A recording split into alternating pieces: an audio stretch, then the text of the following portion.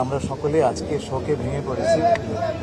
সকাল ৬টায় জনাব তারেক রহমান আমাকে খবরটি জানালেন এবং আমি বিশ্বাস করতে পারিনি যে আজকে আমরা এই মহান নেত্রীর পরলোক গমন দেখতে পাব।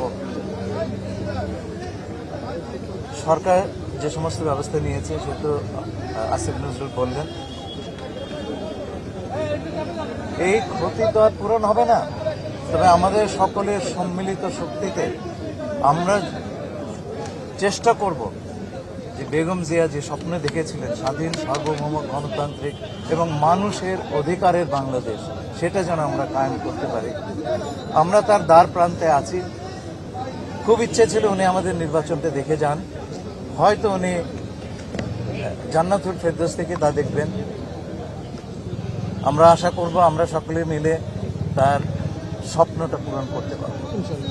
বাংলাদেশের গণতন্ত্রের জন্য সংগ্রামের কথা যদি দেখেন আমাদের হিস্ট্রি ৭২ থেকে আজ পর্যন্ত, তাহলে সবচেয়ে সিগনিফিক্যান্ট ক্যারেক্টার হবেন বেগম খালেদা জিয়া।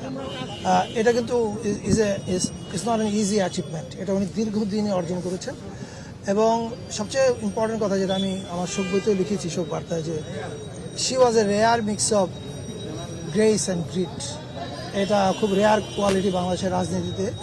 এবং উনি কেন সবার থেকে আলাদা, এটা ৫ই আগস্ট হাসিনা পালিয়ে যাওয়ার পরে অন্য বক্তৃতারা যদি দেখেন তাহলে বুঝতে পারবেন উনি সবার থেকে কেন আলাদা।